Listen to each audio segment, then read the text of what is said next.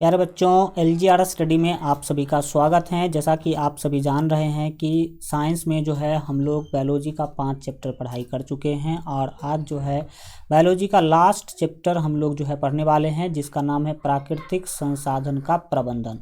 काफ़ी महत्वपूर्ण चैप्टर है और पर्यावरण से रिलेटेड है, इसीलिए यह जो चैप्टर है एग्ज़ाम के दृष्टि से काफ़ी महत्वपूर्ण है, क्योंकि जो आपका प्राकृतिक संसाधन हो या फिर पर्यावरण हो, उससे रिलेटेड क्वेश्चन तो प्रत्येक साल आता है आपके एग्जाम में, और ज्ञान के दृष्टि से भी काफ़ी ज़्यादा महत्वपूर्ण है। तो चलिए सीखने समझने की कोशिश करेंगे। और आज इस चैप्टर का फर्स्ट क्लास है, तो आप सभी जानते हैं सबसे पहले हम लोग किसी भी चैप्टर का कंसेप्ट जो है टॉपिक वाइज टॉपिक पढ़ते हैं। तो आज टॉपिक वाइज टॉपिक, एक एक टॉपिक का बहुत ही ज़्यादा डिटेल में हम लोग जो है आज इस चैप्टर का कंसेप्ट पढ़ाई करने वाले हैं, और एक भी टॉपिक हम छोड़ते नहीं। जैसा कि आप जानते हैं कि बहुत ही डिटेल में हम लोग पढ़ाई करते हैं, तो एक एक टॉपिक बहुत अच्छा तरीक़ा से आपका कंप्लीट होने वाला है। चलिए शुरू करेंगे। चीज़ों को सीखने समझने की कोशिश करिएगा। और जितने प्यारे बच्चे अगर एलजीआर स्टडी ऐप डाउनलोड नहीं किए हैं, तो वीडियो के डिस्क्रिप्शन में आपको जो है एलजीआर स्टडी ऐप का लिंक मिल जाएगा, तो दोनों ऐप आप लोग डाउनलोड कर लीजिएगा। ये सारा का सारा जो बेनिफिट्स है बिल्कुल फ्री में आपको इस ऐप पर जो है मिल जाएगा। चलिए कंटिन्यू करेंगे। हमारे चैप्टर का नाम है प्राकृतिक संसाधनों का प्रबंधन। तो हम सबसे पहले जानेंगे कि भाई साहब प्राकृतिक संसाधन क्या है। प्राकृतिक संसाधन को हम लोग सबसे पहले समझेंगे और फिर आगे बढ़ेंगे, उसके अलग अलग चीज़ों को देखेंगे। तो टॉपिक है आज हमारा सबसे पहला टॉपिक, यहाँ पर क्लियरली आपको दिख रहा होगा, प्राकृतिक संसाधन। तो प्राकृतिक संसाधन क्या है? आप लोगों को संसाधन हम पढ़ा चुके हैं कि संसाधन क्या होता है। सीधा समझ लीजिए, वो सभी चीज़ें जो हम अपने आवश्यकताओं को पूरा करने के लिए जिसका उपयोग करते हैं, वही संसाधन है। अब यहाँ पर है प्राकृतिक संसाधन क्या है। तो देखिए, संसाधन दो प्रकार के होते हैं, एक होते हैं प्राकृतिक संसाधन और दूसरा होता है मानव निर्मित संसाधन। लेकिन यहाँ पर हमें प्राकृतिक संसाधन के बारे में बात करना है, तो सीधा समझिए कि प्राकृतिक संसाधन क्या है। वो सभी के सभी संसाधन जो हमें प्रकृति ने दिया है। किसने दिया है? प्रकृति ने दिया है, और उसका यूज हम कर रहे हैं, तो वो कहलाएंगे प्राकृतिक संसाधन। ठीक है। और जिसका निर्माण, जिस संसाधन का निर्माण मनुष्य ने किया है, उसे मानव निर्मित संसाधन कहते हैं। तो प्राकृतिक संसाधन जो है, कौन संसाधन है? जो संसाधन हमें प्रकृति ने दिया है, जिस संसाधन का निर्माण प्रकृति ने किया है और उसका हम उपयोग कर रहे हैं अपनी आवश्यकताओं को पूर्ति करने के लिए, तो वो सारे के सारे संसाधन कहलाएंगे प्राकृतिक संसाधन। जैसे कि हमने यहाँ पर लिख भी दिया है कि वे संसाधन जो हमें प्रकृति ने दिया है और जीवों के द्वारा उपयोग किया जाता है। प्रकृति ने जितने भी चीज़ हमें दिया और प्रकृति के द्वारा दिए गए जिस जिस चीज़ों का जीव के द्वारा जो है उपयोग किया जा रहा है, वो सभी के सभी प्राकृतिक संसाधन कहलाते हैं। ओके।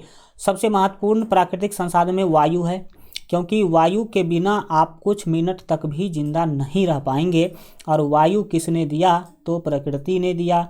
जल प्राकृतिक संसाधन है, प्रकृति ने दिया। मिट्टी, खनिज पदार्थ जितने भी हम लोग मिट्टी को खून करके अंदर से निकालते हैं, वो सारे के सारे। इसके बाद पेट्रोलियम, कोयला, वन भी हमारा प्राकृतिक संसाधन ही है। एवं जो फसलें हैं, जो फसल खेती जो होते हैं किसान लोग जो करते हैं, वो पशु पक्षी भी मनुष्य के लिए एक तरह से संसाधन ही हुए, क्योंकि पशु पक्षी भी हमारे बहुत सारे ज़रूरतों को क्या करते हैं? पूरा करते हैं। ये आदि जो है ना प्राकृतिक संसाधन के उदाहरण हैं। तो आपने डिटेल में समझा कि प्राकृतिक संसाधन क्या है, किसे कहते हैं हम प्राकृतिक संसाधन। अब हम पढ़ेंगे प्राकृतिक संसाधन के प्रकार। वैसे ज्योग्राफी में हम आप लोगों को यह पढ़ा भी चुके हैं, और यहाँ पर अगर प्राकृतिक संसाधन पढ़ना था तो यहाँ भी पढ़ लेते हैं एक बार, कि प्राकृतिक संसाधन के आपको पता होना चाहिए कि दो प्रकार होते हैं। एक तो है आपका नवीकरणीय संसाधन और दूसरा है अनवीकरणीय संसाधन। तो अब आपके मन में प्रश्न उठ रहा होगा कि सर नवीकरणीय संसाधन किसे कहते हैं और अनवीकरणीय संसाधन किसे कहते हैं। तो चलिए आपके मनों में उठ रहे प्रश्न का हम बहुत अच्छा तरीका से क्या करते हैं, जवाब देते हैं। सबसे पहले बात करेंगे हम लोग जो है नवीकरणीय संसाधन के बारे में। कि आखिर नवीकरणीय संसाधन जो है वो क्या होता है। तो देखिए, प्रकृति के द्वारा दिए गए कुछ ऐसे संसाधन हैं जिसका भंडार सीमित है, यानी कि फिक्स है कि ये इतना 1000 टन है, और उसके समाप्त हो जाने पर उसका पूर्ति फिर से नहीं किया जा सकता है। जैसे कि कोयला और पेट्रोलियम, इसका भंडार पृथ्वी पर सीमित है, ठीक है, और जब वो ख़त्म हो जाएगा तो उसका पूर्ति करना फिर से बहुत ही क्या है, मुश्किल है, या ये कह लीजिए कि असंभव है, और यह भी कह सकते हैं कि पूर्ति करना संभव ही नहीं है। तो वैसे संसाधन को कहते हैं अनवीकरणीय, या न देखिए, अनवी मतलब जिसका जो है नवीनीकरण फिर से नहीं किया जा सकता है। नवीनीकरण का मतलब है सीधा सीधा कि जिस चीज़ों का फिर से नया नहीं बनाया जा सकता है, तो वो हो गए अनवीकरणीय संसाधन। और लेकिन हमें यहाँ पर पढ़ना है नवीकरणीय संसाधन। तो प्रकृति के द्वारा हमें कुछ ऐसे भी संसाधन प्राप्त हैं जिसका हम अगर भंडार उसका ख़त्म भी हो जाए तो फिर से उसको पूर्ति कर सकते हैं। जैसे कि वायु है, जल है, मिट्टी है। मिट्टी जनरली ख़त्म होगा नहीं मुख्य रूप से। अगर वायु के बारे में बात करें तो हम लोग कितना ज़्यादा ऑक्सीजन पृथ्वी पर रोज़ ख़त्म कर देते हैं, लेकिन ऑक्सीजन का पूर्ति फिर से हो जाता है, क्योंकि पेड़ पौधे जो है प्यारे बच्चों वो रोज़ ऑक्सीजन रिलीज करता है, और पेड़ पौधे लगा करके हम ऑक्सीजन के पूर्ति को बढ़ा भी सकते हैं। तो वायु जो है नवीकरणीय संसाधन है, क्योंकि इसका फिर से पूर्ति किया जा सकता है। जल जो है इसका भी पूर्ति फिर से किया जा सकता है। अगर आप रहते होंगे हल्का शहरी इलाका में, तो शहर के इलाका में आपने देखा होगा कि गर्मी के टाइम पर चापाकल पानी देना बंद कर देती है। मान लीजिए ये सतह है और इस पर आपका घर बना हुआ है, यहाँ पर आपका चापाकल है, तो गर्मी के दिनों में जो आपका चापाकल है वो पानी देना बंद क्यों कर देता है? गर्मी के दिनों में आपका चापाकल पानी देना बंद कर देता है क्योंकि मान लीजिए कि ये वाटर लेवल है, ये भी वाटर लेवल है, और आपका चापाकल का जो पाइप है वो यहाँ तक आया हुआ है। तो अगर यह वाला वाटर लेवल, इसमें से पानी अगर सध जाती है, ख़त्म हो जाती है, तो फिर आपका जो चापाकल है वो पानी नहीं दे पाती है, क्योंकि ये वाला वाटर लेवल आपके पाइप से नीचे है, ये वाला। तो आपने देखा होगा कि गर्मी के टाइम पर तो वो पानी नहीं देती है, लेकिन गर्मी के बाद जब बरसात आती है, वर्षा होती है, तो फिर से यह चापाकल पानी देना क्या कर देती है, ये चापाकल पानी देना फिर से शुरू कर देती है। ऐसा क्यों होता है? ऐसा इसलिए होता है क्योंकि जब बारिश हुई तो रिसाव के कारण जल रिस के कहाँ आया, इस वाटर लेवल में आया, और ये वाटर लेवल जो है फिर से भर गया, इसमें पानी फिर से ऊपर आ गई, और फिर आपका चापाकल पानी देना शुरू कर दिया। इसका मतलब है कि जल का पूर्ति भी वर्षा के माध्यम से फिर से किया जा सकता है। तो जल भी एक जो है नवीकरणीय संसाधन हो गया।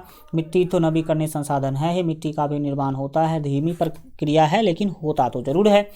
यहाँ पर डिटेल में समझ लीजिए कि नवीकरणीय संसाधन किसे कहते हैं। वे संसाधन जिन्हें समाप्त नहीं किया जा सकता है, या अगर जिसके समाप्त हो जाने पर पुनः पूर्ति किया जा सकता है। एक तो ऐसी बात है कि समाप्त हम कर नहीं सकते हैं, और अगर समाप्त हो भी गया तो उसका पूर्ति फिर से किया जा सकता है। तो वैसे संसाधन को हम नवीकरणीय संसाधन जो है कहते हैं। ओके, तो आपने समझा कि नवीकरणीय संसाधन क्या होते हैं। इसका जस्ट उल्टा होता है अनवीकरणीय संसाधन।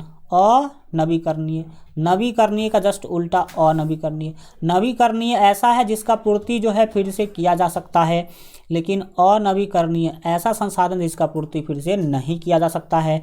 तो वे संसाधन जिसके एक बार समाप्त हो जाने पर हम उसका पुनः पूर्ति नहीं कर सकते हैं, उसे जो है अनवीकरणीय संसाधन कहते हैं। और अनवीकरणीय संसाधन के बारे में अगर बात किया जाए तो जैसे कि खनिज पदार्थ है, जितने भी पदार्थ हम लोग चूना पत्थर हो या फिर लोहा हो, सोना हो, चांदी हो, पृथ्वी के अंदर से जो निकालते हैं वो। इसके बाद पेट्रोलियम और कोयला, इस सब का भंडार सीमित है, और जिस दिन ख़त्म हो गया उसके बाद हम इसका पूर्ति फिर से नहीं कर पाएंगे, क्योंकि इसका पूर्ति करने में करोड़ों बरस लग जाता है। ठीक है, इस कारणों से इसका पूर्ति करना फिर से संभव नहीं है। तो ये हो गए आपके अनवीकरणीय संसाधन। कौन से संसाधन हो गए प्यारे बच्चों? अनवीकरणीय संसाधन हो गए। नेक्स्ट बात करेंगे प्यारे बच्चों हम लोग जो है आप अगले टॉपिक के बारे में। प्राकृतिक संसाधन तो आपने देख लिया, लेकिन आपने यह भी देखा कि प्राकृतिक संसाधन हमारे लिए कितना ज़्यादा महत्वपूर्ण है। क्या जल, हवा, पानी मिट्टी और वन, पशु पक्षी, इस सब के बिना आप जीवित रह सकते हैं क्या? नहीं रह सकते हैं। और मुख्य रूप से देखा जाए तो वायु, जल और मिट्टी को आज हम लोग इतना ज़्यादा प्रदूषित कर दिए हैं, इतना ज़्यादा गंदा कर दिए हैं कि हमें बहुत सारे बीमारियों का सामना करना पड़ रहा है। तो प्राकृतिक संसाधन को कैसे हम लोग प्रदूषित कर रहे हैं, अब उसके बारे में पढ़ेंगे। तो प्रदूषित चीज़ों को आगे समझेंगे। सबसे पहले समझिए कि प्रदूषण क्या है। प्रदूषण क्या है यह समझिए। अगर आपसे कोई पूछ दे कि प्रदूषण क्या है, तो बोलिएगा प्राकृतिक संसाधनों का दूषित होना यानी कि गंदा होना। दूषित होना यानी कि गंदा होना ही क्या है भाई साहब? प्रदूषण कहलाता है। अगर आप प्राकृतिक संसाधनों को गंदा कर रहे हैं तो आप क्या कर रहे हैं? आप प्रदूषण फैला रहे हैं। ठीक है। अब प्रदूषण के प्रकार पढ़ेंगे। प्रदूषण भी अलग अलग प्रकार के होते हैं। एक तो है आपका जल प्रदूषण। अगर आप जल को गंदा कर रहे हैं तो जल प्रदूषण कहलाएगा। मृदा प्रदूषण, अगर आप मिट्टी को गंदा कर रहे हैं तो ये कहलाएगा मृदा प्रदूषण। वायु को गंदा कर रहे हैं तो ये कहलाएगा वायु प्रदूषण। कौन सा प्रदूषण? वायु प्रदूषण। अगर आप ध्वनि को गंदा कर रहे हैं ना, यानी कि ध्वनि को प्रदूषित कर रहे हैं, तो वो कहलाएगा ध्वनि प्रदूषण। वैसे ध्वनि फिजिक्स का टॉपिक है, इसीलिए हम ध्वनि प्रदूषण के बारे में यहाँ पर ज़्यादा चर्चा नहीं करेंगे। और ध्वनि के प्रदूषण के बारे में आपने 9th में पूरा डिटेल पढ़ाई किया होगा। सो इसीलिए यहाँ पर इसका ज़्यादा हम चर्चा नहीं करेंगे। अगर कहा जाए तो ध्वनि प्रदूषण भी एक चीज़ है प्रदूषण के मामले में। अब हम डिटेल में सब चीज़ों को देखेंगे। और यहाँ पर आप देख रहे हैं कि कैसे हम लोग फैक्ट्री, ईंटे के भट्टे और कई कारखानों लगा करके हम वायु को प्रदूषित कर रहे हैं, धुआं भर रहे हैं वायु में। यहाँ पर अगर आप देखेंगे तो ये नदी है, और नदी को कैसे हम लोग जो है गंदे जल से प्रदूषित कर रहे हैं, नदी को हम गंदा कर रहे हैं। आप देखेंगे यहाँ मिट्टी को कैसे गंदा किया जा रहा है। ट्रक के ट्रक जो है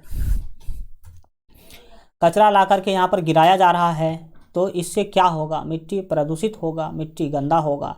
अब हम बात करेंगे प्यारे बच्चों, आगे हम पर्यावरणीय समस्या के बारे में बात करेंगे। आपको पता होगा कि पर्यावरण में बहुत ज़्यादा समस्या है, और पर्यावरण में सबसे बड़ी समस्या हो चुका है प्रदूषण। प्रदूषण में मिट्टी का प्रदूषण हो, या जल प्रदूषण हो, या वायु प्रदूषण हो, या ध्वनि प्रदूषण हो, ये एक बहुत बड़ी समस्या जो है उत्पन्न हो चुकी है। और ये केवल हमारा, आपका या हमारे देश का ही समस्या नहीं है, ये तो पूरे दुनिया की समस्या है। जो वायु प्रदूषण है, जल प्रदूषण है, या मृदा प्रदूषण है, ध्वनि प्रदूषण है, ये हमारा ही, आपका ही प्रदूषण नहीं है, हमारे देश का ही प्रदूषण, ये समस्या नहीं है, ये तो पूरे दुनिया का प्रदूषण है, समस्या है। और पूरा दुनिया कोशिश कर रही है इस समस्या से बाहर निकलने की, लेकिन हम अकेले कोशिश करके भी कुछ नहीं कर सकते हैं। इसीलिए हमें पूरे मिल करके, दुनिया के सभी देशों को मिल करके एक साथ प्रदूषण के या फिर जो पर्यावरणीय समस्या है उसके विरुद्ध में जो है काम करना होगा, उसके अच्छाई के लिए काम करना होगा। तब जाकर के हम पर्यावरण में जो समस्या है उससे निपटारा पा सकते हैं। तो अगर आपको कोई पूछे कि भाई साहब पर्यावरणीय समस्या के बारे में कुछ बताइए, तो बताइएगा कि वायु प्रदूषण, जल प्रदूषण, कचरे का प्रबंधन। कचरे का प्रबंधन क्या है? कचरे से निपटारा पाना, कचरे को सही तरीक़ा से ख़त्म करना ही कचरा प्रबंधन है। और पानी की कमी हो गई, अधिक जनसंख्या हो गई, वनों की कटाई हो गई, ये सभी के सभी क्या है? पर्यावरणीय समस्या ही तो है। और पर्यावरणीय समस्या जो है अधिकतर वैश्विक समस्याएं हैं। वैश्विक समस्या का सीधा मतलब है ये पूरे विश्व की समस्या है, केवल हमारे देश की या हमारे राज्य की ही समस्या नहीं है। ये जो समस्याएं हमने आपको गिनाया ये तो पूरे विश्व की समस्या हैं, तथा इसके समाधान अर्थात इसमें जो है परिवर्तन हम अथवा परिवर्तन में हम अपने आप को असहाय मानते हैं। हम देख रहे हैं कोशिश करने के बाद भी इसमें परिवर्तन नहीं लाया जा रहा है, यानी कि परिवर्तन हो ही नहीं रही है। आप देखें कि करोड़ों रुपया का जो है ना गंगा सफाई योजना चला करके हम लोग गंगा को साफ नहीं कर पा रहे हैं, तो हम लोग तो असहाय ही महसूस कर रहे हैं कोशिश करने के बाद भी। इसके लिए आपको पता होना चाहिए कि अनेक अंतर्राष्ट्रीय कानून नियमन है, बहुत सारे कानून नियम बनाए गए अंतर्राष्ट्रीय स्तर पर, तथा हमारे देश में भी पर्यावरण संरक्षण हेतु अनेक कानून हैं। लेकिन इसके बावजूद भी आप देख रहे हैं कि पर्यावरण में कोई ज़्यादा हमें जो है उपलब्धि यानी कि सफलता उसको ख़त्म करने में नहीं मिल रही है। तो ये पर्यावरणीय समस्या है। हम बात करेंगे अगले टॉपिक प्राकृतिक संसाधनों के प्रबंधन की आवश्यकता के बारे में। जितने भी प्राकृतिक संसाधन हैं उसके प्रबंधन की क्या ज़रूरत है। प्रबंधन का सीधा मतलब होता है उसको सुरक्षित करके रखना, उसको बचा के रखना। जितने भी प्राकृतिक संसाधन हैं उसको बचा के रखने की क्या आवश्यकता है ये हमें पता होना चाहिए, तब तो हम उसको बचा करके रखेंगे। तो आप सभी जानते हैं कि जितने भी प्राकृतिक संसाधन है उसका हो रहा है दोहन। दोहन का सीधा मतलब है कि गलत उपयोग। कैसा उपयोग हो रहा है प्यारे बच्चों? गलत उपयोग हो रहा है प्राकृतिक संसाधनों का, और ज़रूरत से ज़्यादा भी उपयोग कई बार देखने को मिल जाता है। तो हम कोशिश करेंगे कि उसको क्या करें, प्रबंधित करें, उसको हम बचा के रखें। इसकी क्या ज़रूरत है यह समझिए। तो देखिए, प्राकृतिक संसाधनों के संपोषित विकास के लिए अगर हम बचा के नहीं रखेंगे तो इसका संपोषित विकास नहीं हो पाएगा। अब आप पूछेंगे कि सर संपोषित विकास क्या है? तो संपोषित विकास की ऐसी अवधारणा है जिसमें वर्तमान समय का विकास करते हुए प्राकृतिक संसाधनों को भविष्य के विकास के लिए भी बचा करके रखा जाता है। तो ऐसे विकास के जो अवधारणा है उसे संपोषित विकास कहा जाता है। यानी कि अब जैसे मान लीजिए कि पेट्रोलियम है, और आप जानते हैं कि पेट्रोलियम जो है और नवीकरणीय संसाधन है और इसका भंडार सीमित है। अगर हम अंधाधुंध पेट्रोलियम का उपयोग करेंगे तो क्या होगा? तो होगा ये कि पेट्रोलियम बहुत जल्दी ख़त्म हो जाएगा और हमारे आने वाले पीढ़ी के लिए पेट्रोलियम नहीं बचेगा। हमारे आने वाले पीढ़ी के लिए पेट्रोलियम नहीं बचेगा। तो ये संपोषित विकास तो नहीं हुआ। हमारा तो विकास हो गया लेकिन हमारे आने वाले पीढ़ी का विकास नहीं हुआ। तो इस तरह के विकास को हम संपोषित विकास नहीं कहते हैं। हम संपोषित विकास उस विकास को कहते हैं जिसमें वर्तमान का ध्यान रखते हुए, ठीक है, भविष्य का ध्यान रखते हुए वर्तमान का विकास किया जाता है। उस विकास के सोच को हम संपोषित विकास कहते हैं। अब पेट्रोलियम है, सोच समझ के खर्च कीजिए, जहाँ ज़रूरी ना हो वहाँ मत खर्च कीजिए। छोटे मोटे कामों के लिए आप साइकिल से चले जाइए या पैदल चले जाइए, या अधिक से अधिक जो है सार्वजनिक बस का उपयोग करिए, पर्सनल गाड़ी का उपयोग कम से कम करिए। इससे क्या होगा कि पेट्रोलियम बचेगा और हमारे आने वाले पीढ़ी के लिए भी वह उपलब्ध हो पाएगा। तो ये ज़रूरी है संपोषित विकास के लिए, इसीलिए हमें संसाधन को बचाने की ज़रूरत है। दूसरा है कि विविधता को बचाने के लिए, अब प्राकृतिक संसाधन में हमें पता है कि पशु पक्षी वनस्पति ये सब आते हैं, और अगर इसको हम बचा के नहीं रखेंगे तो विविधता, जैव विविधता भी आप इसे कह सकते हैं, जैव विविधता समाप्त हो जाएगी। जैसे कि मान लीजिए कोई जाति, कोई प्रजाति पौधा का हो या फिर जीव का हो, वो विलुप्त हो गया तो फिर जैव विविधता में तो कमी हो जाएगी ना। तो इस जैव विविधता को बचा के रखने के लिए भी हमें ज़रूरत है इसको बचा करके रखना। इसके बाद है प्राकृतिक संसाधनों को दूषित होने से बचाने के लिए। अब वो बचा के रखना क्या है भाई सब, गंदा उसमें ना फैले, इसके लिए भी उसे बचा कर क्या करना है, रखना है। संसाधनों को, है ना, समाज के सभी वर्गों में उचित वितरण और शोषण से बचाने के लिए। आप जानते हैं कि समाज में किसी व्यक्ति के पास संसाधन बहुत ज़्यादा है, किसी व्यक्ति के पास संसाधन बहुत कम है। तो हमें संसाधन को बचा के रखना है ताकि समाज में सभी व्यक्ति के बीच जो है उसका उचित वितरण हो सके, समान वितरण हो सके। हम आगे पढ़ेंगे भी इस टॉपिक के बारे में कि समान वितरण जो हम चाहते हैं कि सभी संसाधन का समान रूप से बंटवारा हो जाए समाज के सभी लोगों के साथ, और ऐसा कौन नहीं होने दे रहा है, कौन चाहता है कि समान वितरण ना हो और उसको शोषण से बचाया जाए। इस सब चीज़ों के लिए ज़रूरी है कि संसाधन को प्रबंधित किया जाए, उसको सुरक्षित करके रखा जाए। अगला हमारा टॉपिक है संसाधन के दोहन का अर्थ। अभी जस्ट बता रहे थे हम लोग, संसाधन के दोहन के बारे में बात कर रहे थे। तो संसाधन के दोहन का क्या अर्थ है? देखिए, दोहन मतलब होता है गलत तरीका से उपयोग, अंधाधुंध उपयोग, ज़रूरत से ज़्यादा उपयोग, ठीक है, ज़रूरत न होने पर भी उपयोग। इसी को कहते हैं संसाधन का कौन चीज़? दोहन। या संसाधन को गंदा करना या प्रदूषित करना भी संसाधन का एक तरह से दोहन कहलाता है। जैसे कि आप सभी जानते हैं कि जो भूमि संसाधन है, ठीक है, भूमि संसाधन के बारे में जानते होंगे। मान लीजिए कि ये कहीं भूमि है, ठीक। अब यहाँ पर पता चला कि इसके अंदर जो है कोयला का खान है। किसका खान है? कोयला का खान है। अब हमारी सरकार क्या करती है? यहाँ से खोद के कोयला निकाल लेती है और जो कोयला का डस्ट है, कचरा है, वो इस इलाके में फैल जाता है। इस इलाके में क्या हो जाता है? फैल जाता है और यहाँ पर गड्ढा बन जाता है।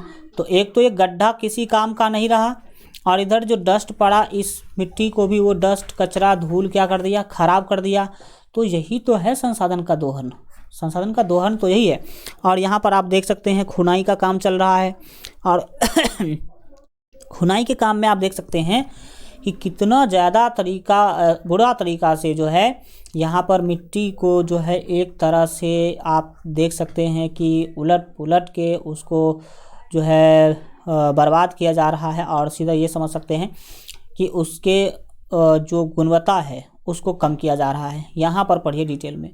जब हम संसाधनों का अंधाधुंध उपयोग करते हैं तो बड़ी तीव्रता से प्रकृति में इनका जो है ह्रास होता है।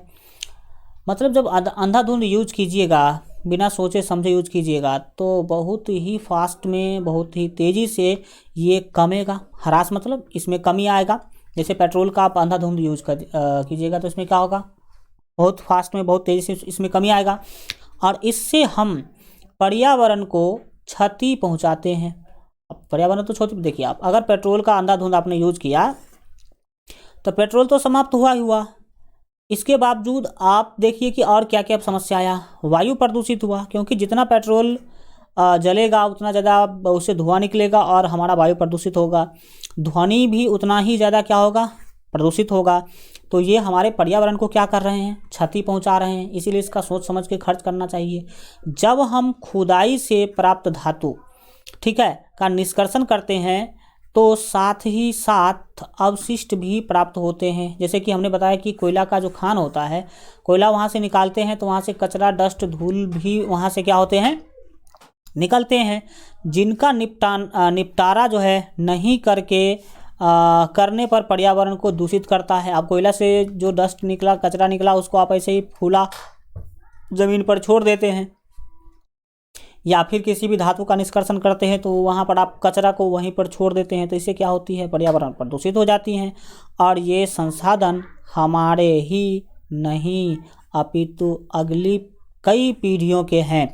जो संसाधन आप यूज कर रहे हैं, पेट्रोलियम, कोयला, खनिज, कोई भी चीज़, धातु, तो वो आप ही का थोड़ी है, वो तो आगे आने वाला पीढ़ी का भी है। और आप ही अगर अंधाधुंध खर्च कर दीजिएगा तो आपके बेटे पोते बैलगाड़ी से चलेंगे भाई, यही स्थिति आ जाएगी। तो समझ सकते हैं बातों को। और यही सब है कि हम लोग अब वैकल्पिक ऊर्जा स्रोत की ओर बढ़ रहे हैं, और हम आगे बात करेंगे कि वैकल्पिक ऊर्जा स्रोत क्या है। चूँकि पेट्रोलियम और कोयला जो ऊर्जा संसाधन है, इसमें बहुत ज़्यादा कमी आता जा रहा है। इसीलिए हम वैकल्पिक ऊर्जा स्रोत यानी कि पेट्रोलियम और कोयला के अलावे जो दूसरे ऊर्जा के स्रोत है उस पर ध्यान दे रहे हैं। तो बात करेंगे उसके बारे में आगे। अब हम अगले टॉपिक के बारे में बात करते हैं, गंगा सफाई। अभी जस्ट हम बात भी कर रहे थे गंगा सफाई के बारे में। तो गंगा सफाई योजना, आप जानते हैं कि गंगा जो है हिमालय से निकल करके और भारत के 100 से भी अधिक शहर के से होते हुए शहर के बीचों बीच होते हुए वो बंगाल के खाड़ी में गिरती है। और यही 100 से जो प्लस शहर है ये गंगा के प्रदूषण का मुख्य कारण है, क्योंकि ये सारे के सारे शहरों के जो कचरे हैं, मल जल जो है वो सभी के सभी गंगा में बहाया जा रहा है, और गंगा पानी का जो पानी है वो गंदा होता जा रहा है।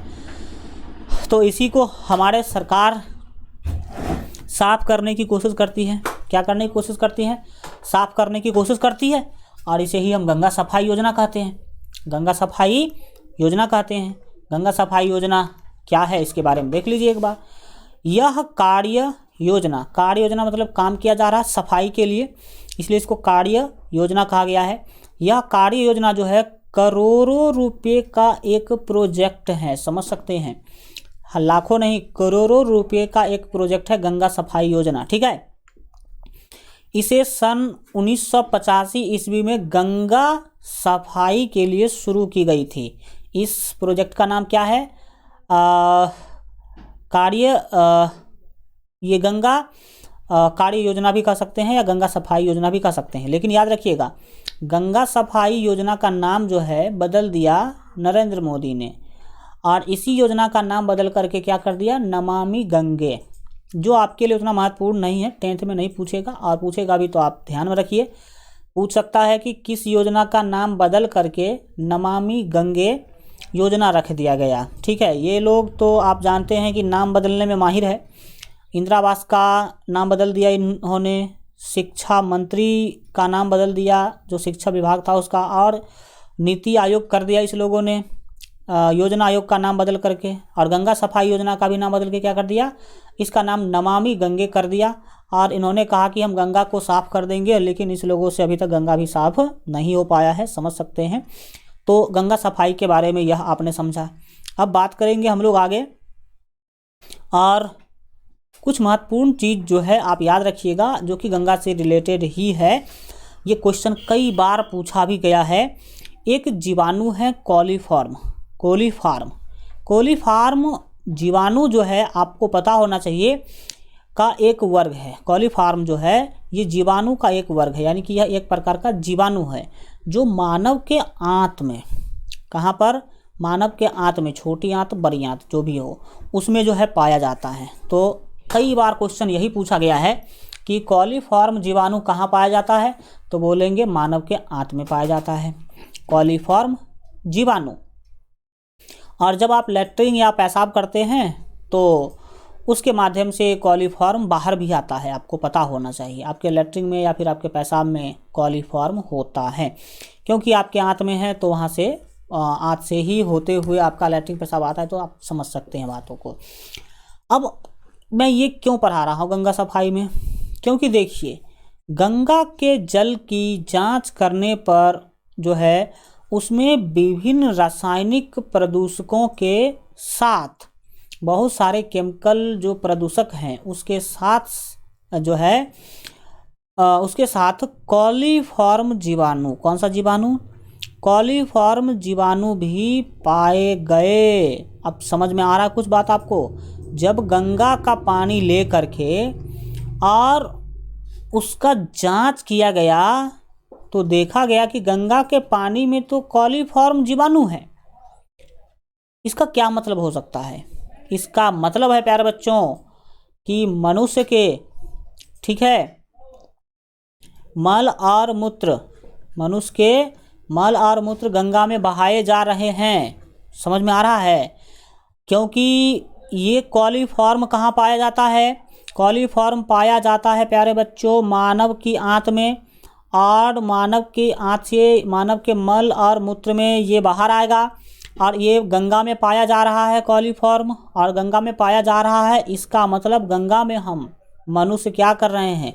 मनुष्य के मल और मूत्र को बहा रहे हैं। यही कारण है कि गंगा में कॉलीफॉर्म जीवाणु देखने को मिला है। और कॉलीफॉर्म जीवाणु की उपस्थिति जल में जो है मल मूत्र की मिलावट के कारण होने वाले प्रदूषण को जो है दर्शाती हैं। ये गंगा के पानी में कॉलीफॉर्म का पाया जाना यह बताता है कि हम गंगा के पानी में क्या कर रहे हैं? मल और मूत्र जो है वो मिला रहे हैं, उसमें डाल रहे हैं। समझ में आ रहा है? तो अब आपने देखा, और ये केवल एक दो शहर की बात नहीं है, भारत के सभी शहर में गंगा के किनारे जितने भी शहर बसे हैं सभी जगह पर जो है इसका ये देखने को मिला है ये कॉलीफॉर्म जीवाणु के बारे में। नेक्स्ट बात करेंगे हम लोग गंगा का जो प्रदूषण है, इसके ऊपर कई बार आपको टिप्पणी लिखने के लिए बोलता है, बोलेगा गंगा के प्रदूषण पर टिप्पणी लिखे, तो क्या लिखिएगा? चलिए अब समझने सीखने की कोशिश करते हैं। तो गंगा कैसे कैसे गंदा हो गई इसके बारे में लिखिएगा, और इसको कैसे साफ किया जाता है उसके बारे में कुछ बात कर दीजिएगा। देखिए, गंगा जो है हिमालय में स्थित अपने उद्गम गंगोत्री से बंगाल की खाड़ी में जो है गंगा सागर तक आपको पता होना चाहिए कि 25 किलोमीटर तक की यात्रा करती है। यानी कि गंगोत्री से निकल करके और बंगाल की खाड़ी में गंगा सागर तक, ठीक है, बंगाल की खाड़ी में कहाँ तक? गंगा सागर तक जाती है, सीधा समझ लीजिए बंगाल की खाड़ी में जाती है। और गंगोत्री से बंगाल की खाड़ी की जो दूरी है वो 2500 किलोमीटर है, यानी कि गंगा की लंबाई 2500 किलोमीटर है। और आपको पता होना चाहिए कि गंगा भारत की सबसे लंबी नदी है। और गंगा के किनारे स्थित कौन कौन से है भाई साहब? उत्तर प्रदेश राज्य है, बिहार है, बंगाल, इसके जो है 100 से अधिक नगरों ने इसे एक नाले में बदल दिया है। बिल्कुल ठीक, बिहार, उत्तर प्रदेश, बंगाल, इस सभी राज्य के 100 से भी ज़्यादा शहर गंगा के किनारे हैं, और इसके सारे मल जल कचरे सब गंगा में बहाए जाते हैं। तो इस सभी शहरों ने तो गंगा को एक तरह से नाला बना दिया है। और इसका मुख्य कारण इन नगरों द्वारा उत्सर्जित कचरा एवं मल का जो है इसमें प्रवाहित किया जाना है। आप जानते हैं कि जितने भी शहर है सब शहर का मल जल कचरा नाला होते हुए नदी में जाता है, और इसी कारण से आपका गंगा भी क्या है? प्रदूषित है। और इसके अतिरिक्त मानव के अन्य क्रियाकलाप हैं, जैसे कि नहाना, ठीक है, मानव नहाने का काम करते हैं गंगा में, कपड़े धोना, जो मरे हुए व्यक्ति है उसका राख, और कई बार तो मरे हुए व्यक्ति को ही जो इसमें बहा देते हैं। यही नहीं, उद्योगों द्वारा उत्पादित जो रासायनिक है उत्सर्जन है, ये इसने जो है गंगा का प्रदूषण स्तर इतना बढ़ा दिया है कि इसके विषैले आदि अन्य कारणों से इससे जो है जल में मछलियां जो है मरने लगी है। तो अब आप समझ सकते हैं कि गंगा कितना ज़्यादा प्रदूषित हो चुका है। और ये गंगा के प्रदूषण पर टिप्पणी है, 5 मार्क में पूछा जाएगा आपके एग्जाम में। तो ये सारा आप लिख के क्या करिएगा, आइएगा, ठीक है। तो ये गंगा के प्रदूषण के बारे में आपने समझा। नेक्स्ट बात करेंगे हम लोग अगले प्रश्न के लिए 3R सिद्धांत। इसको लगा लीजिए, वेरी वेरी इंपॉर्टेंट, प्रत्येक साल क्वेश्चन आते ही आते हैं। तो 3R सिद्धांत को आप जरा समझने की क्या करिएगा, कोशिश करिएगा कि 3R सिद्धांत क्या होता है। देखिए, हम जानते हैं कि हमारा पर्यावरण असंतुलित होता जा रहा है, यानी कि इसमें बहुत ज़्यादा प्रदूषण फैलता जा रहा है। तो हम कैसे प्राकृतिक संसाधन को प्रदूषित होने से बचा सकते हैं, यही बताता है हमारा 3R सिद्धांत। 3R सिद्धांत यही बताता है कि हम पर्यावरण को प्रदूषित होने से कैसे बचा सकते हैं।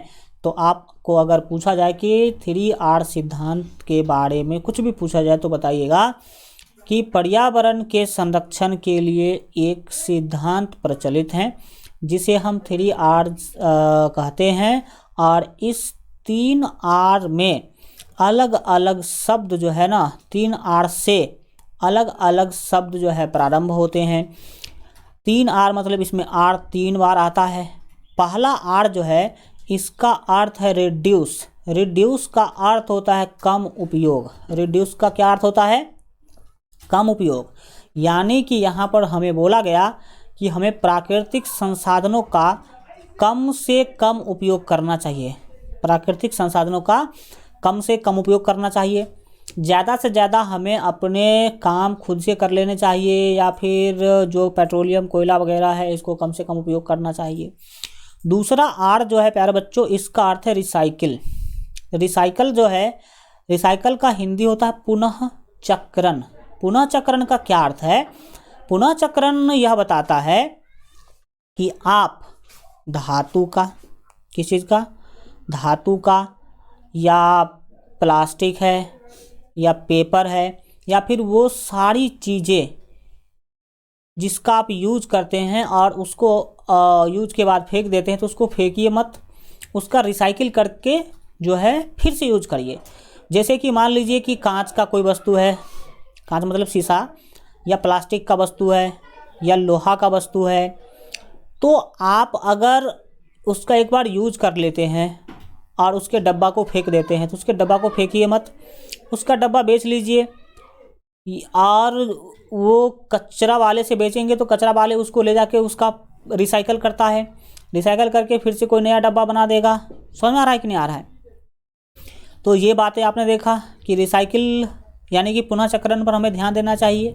और तीसरा आर है, इसका अर्थ है रीयूज। रीयूज मतलब पुनः उपयोग, यानी कि हमें एक ही चीज़ों का बार बार उपयोग करना चाहिए। ये कैसे? जैसे तो जैसे मान लीजिए कि प्लास्टिक का जो डब्बा है, ठीक है, प्लास्टिक के डब्बा में ग्लूकोज आया आपके घर में, क्या आया? ग्लूकोज। आपने देखा भी होगा जनरली। अब ग्लूकोज जो आया, तो ग्लूकोज ख़त्म कर देने के बाद बहुत सारे लोग जो डब्बा है उसको फेंक देते हैं आसपास में, तो वो प्रदूषण का काम करता है। तो उसे फेंकना नहीं चाहिए। या तो आप उसका पुनः चक्रण के लिए कचरा वाला से बेच लीजिए, या फिर ग्लूकोज का जो डब्बा है इसका आप पुनः उपयोग कीजिए। पुनः उपयोग में क्या कर सकते हैं? ग्लूकोज का डब्बा था, उसको आप मसाला रखने के लिए, दाल रखने के लिए, या फिर अचार रखने के लिए यूज कर लीजिए। और अगर इस सब के लिए भी अगर आपके पास काम नहीं है तो इसको कचरा वाले भैया से बेच लीजिए, है ना। उसका फिर से चक्रण होके आ जाएगा, तो कम से कम कचरा तो नहीं बनेगा वो। तो यह काम बताता है 3 प्रकार का आर, और ये 3 आर का उपयोग करके आप पर्यावरण को बहुत हद तक बचा सकते हैं। अब पर्यावरण को बचाने के लिए 3 प्रकार के आर का निम्नलिखित उपयोग है। हमने सब उपयोग आपको पहले बता दिया। पहला आर जो है उसका मतलब है रिड्यूस। इसका अर्थ होता है कम उपयोग। इसका अर्थ है कि हमें संसाधनों का कम से कम उपयोग करना चाहिए। कम से कम उपयोग करना चाहिए, इसका क्या मतलब है? इसका सीधा सीधा मतलब है कि जहाँ ज़रूरत ना हो वहाँ पर हमें प्राकृतिक संसाधनों का, पेट्रोलियम का, कोयला का उपयोग नहीं करना चाहिए। दूसरा जो आर था प्यारे बच्चों, उसका अर्थ है रिसाइकल।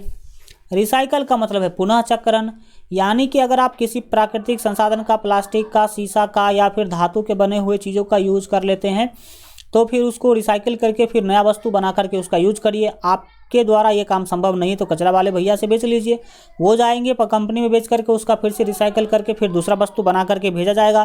तो बस संसाधन भी बच गया, और ये जो आपका काम है क्या कहते हैं उसको, मतलब ये प्रदूषण भी नहीं हो पाया। ठीक है, तो इस तरह से आप प्लास्टिक हो, इसका अर्थ है कि प्लास्टिक, कागज़, कांच, धातु की वस्तुओं का पुनः चक्रण करके उपयोगी वस्तुएं बना सकते हैं आप। तो ये समझा आपने कि रिसाइकल क्या होता है। इसके बाद प्यारे बच्चों हम बात करेंगे आपके रीयूज के लिए कि रीयूज क्या होता है। री मतलब होता है पुनः, ठीक है, और यूज तो जानते ही है, यानी कि पुनः उपयोग। कोई वस्तु है उसका पुनः देखिए, इसका अर्थ है कि हमें किसी वस्तु का बार बार उपयोग करना चाहिए। जैसे ग्लूकोज का डब्बा आया, ग्लूकोज ख़त्म कर लेने के बाद उसमें अचार, मसाले, नमक कुछ भी रख लीजिए, लेकिन उसको फेंकिए मत। तो ये 3 प्रकार का आर है। अगला है संपोषित विकास। क्या है संपोषित विकास? के बारे में हमने आपको शुरू में ही बता दिया। क्या है भाई साहब? संपोषित विकास की संकल्पना से तात्पर्य है ऐसा विकास जो पर्यावरण को बिना नुकसान पहुंचाए मनुष्य की वर्तमान आवश्यकताओं की पूर्ति और विकास के साथ साथ भावी संतति, यानी कि हमारा जो भावी पीढ़ी आने वाला है उसके लिए संसाधनों का संरक्षण भी करती हैं।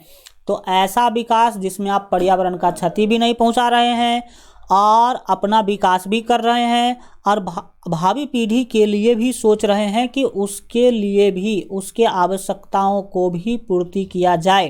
तो ये सब सोच करके जो हम विकास करते हैं, हम जो संसाधनों का खर्च करते हैं अपने विकास के लिए, यही संपोषित विकास कहलाता है।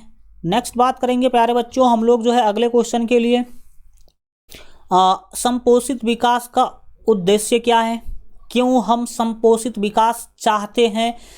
तो देखिए, मनुष्य की वर्तमान आधारभूत आवश्यकताएं की पूर्ति एवं विकास को प्रोत्साहित करना पहला लक्ष्य है संपोषित विकास का। दूसरा क्या कारण है कि हम संपोषित विकास चाहते हैं, तो दूसरा कारण यह है कि पर्यावरण को नुकसान से बचाना और भावी पीढ़ी के लिए संसाधनों का संरक्षण करना, इस उद्देश्य से भी हम संपोषित विकास चाहते हैं। पर्यावरण संरक्षण के साथ साथ आर्थिक विकास को भी बढ़ाना, अगर हम कम यूज करेंगे संसाधनों का तो हमारा आर्थिक विकास भी होगा। तो ये चीज़ें हैं। नेक्स्ट बात करेंगे कि प्राकृतिक संसाधनों का प्रबंधन करते समय किन किन बातों पर ध्यान देना चाहिए। अगर आप प्राकृतिक संसाधनों का प्रबंधन करते हैं, अगर आप चाहते हैं कि प्राकृतिक संसाधन को हमें बचाना है, उसको हमें सुरक्षित रखना है, तो आप किन किन बातों पर ध्यान दे सकते हैं, ऐसा क्या चीज़ है जो करके आप प्राकृतिक संसाधन को बचा सकते हैं। तो देखिए, दीर्घकालीन दृष्टिकोण जो है वो यह सोचता है, दीर्घकालीन दृष्टिकोण का अर्थ है हम प्राकृतिक संसाधन का प्रबंधन इसलिए चाहते हैं कि ताकि प्राकृतिक संसाधन दीर्घकाल यानी कि ज़्यादा कालों तक वो चल सके। अंधाधुंध यूज करेंगे तो कुछ ही दिनों में क्या हो जाएगा, ख़त्म हो जाएगा। तो प्राकृतिक संसाधनों का जो प्रबंधन है करते समय हम किन किन बातों पर ध्यान दे सकते हैं। पहला तो ध्यान देंगे दीर्घकालीन दृष्टिकोण पर, ताकि ये संसाधन अगली पीढ़ी तक उपलब्ध हो सके। दूसरा आप ध्यान दीजिएगा, इन्हें दोहन या शोषण से बचाया जा सके, इसके लिए भी आप जो है ना प्राकृतिक संसाधन का प्रबंधन चाहते हैं, उसको बचाना चाहते हैं। तीसरा यह भी सुनिश्चित करने की आवश्यकता है कि इनका वितरण सभी वर्गों में जो है समान रूप से हो, न कि मात्र मुट्ठी भर अमीर और शक्तिशाली लोगों को इसका जो है लाभ मिले। आज देखते हैं कि जितने भी प्राकृतिक संसाधन हैं, बहुत सारे जो चीज़ें हैं उस पर मुट्ठी भर अमीर लोगों का ही मतलब दबदबा है और बहुत सारी जनता जो है उससे वंचित है। तो यह भी हम चाहते हैं कि समान वितरण हो ताकि सबको जो है ना ये मिलना चाहिए। चौथा हमारा यह है कि संपोषित प्राकृतिक संसाधनों के प्रबंधन में अपशिष्टों के सुरक्षित निपटान की भी जो है व्यवस्था होनी चाहिए। हम जब संपोषित प्रबंधन की बात करते हैं, प्राकृतिक संसाधनों के बारे में बात करते हैं, तो हमें यह भी सोचना होता है कि अगर हम ज़्यादा संसाधन का खर्च करेंगे तो कचरा भी ज़्यादा उत्पादित होगा और ज़्यादा कचरा को हम कम टाइम में निपटा भी नहीं सकते हैं। तो इन सभी चीज़ों पर ध्यान जो है देना चाहिए आपको प्राकृतिक संसाधन का प्रबंधन करते समय पर। एग्जाम में पूछा जा सकता है, और एग्जाम को छोड़िए ज्ञान पर जाइए भाई, ज्ञान लीजिए कि ज्ञान क्या है। अगला हमारा टॉपिक है वन एवं वन्य जीवन। तो चलिए जानते हैं कि वन क्या होता है और वन्य जीवन क्या होता है। तो वन तो आप सभी जानते हैं, पेड़ पौधे जो प्राकृतिक रूप से उगे हैं बड़े बड़े क्षेत्रों में वो वन है, और वन में रहने वाले जितने भी पशु पक्षी हैं वो सभी के सभी वन्य जीव हैं, जिसको सारी ज़रूरतों का पूर्ति जो है वन से ही करना पड़ता है, और उसका रहना खाना सब कुछ वन से ही होता है। उसे हम वन्य जीव कहते हैं। जीव तो हमारे घर पे, आपके घर पे भी है, गाय भैंस बकरी, लेकिन वो वन्य जीव नहीं है, वो तो पालतू जीव है। ठीक है, तो समझिए वन्य और वन्य जीव के बारे में अगर आपसे कोई पूछे तो क्या बोलिएगा? देखिए, वन जैव विविधता के विशिष्ट हैं, यानी कि जैव विविधता यानी कि हॉटस्पॉट है, सीधा समझ लीजिए जैव विविधता के लिए। वास्तव में केवल वन ही एक ऐसा स्थल है जिसे जैव विविधता का जो है तप्त स्थल कहा जा सकता है, जैव विविधता का हॉटस्पॉट कहा जा सकता है, क्योंकि वनों में जैव विविधता के अनेक उदाहरण संरक्षित है। वन में आपको पता होना चाहिए कि जैव विविधता यानी कि जीवों की विविधता पाई जाती है, यानी कि अनेकों प्रकार के जीव पाए जाते हैं वन में। वन में क्या पाए जाते हैं? अनेकों प्रकार के जीव पाए जाते हैं, इसीलिए हम कह सकते हैं कि जैव विविधता बहुत ज़्यादा मौजूद होते हैं। कहाँ पर? तो वनों में। ये उस स्थल के सभी प्राणियों और वनस्पतियों को न केवल जो है प्राकृतिक संरक्षण प्रदान करता है, अपितु वन जो है उनके वृद्धि और विकास के लिए भी पोषण प्रदान करता है। कौन? वन। किसके लिए? तो वन्य जीवों के लिए। तो आपने समझा कि वन क्या है, वन्य जीव क्या हैं। अब हम बात करेंगे जैव विविधता के लिए। हम बता ही दिए अलग अलग प्रकार का जीव का रहना ही क्या है? जैव विविधता है। तो चलिए जानते हैं कि जैव विविधता जो है क्या होता है। देखिए, जैव विविधता किसी एक क्षेत्र में पाई जाने वाली विविध स्पीशीज की संख्या है। एक ही क्षेत्र में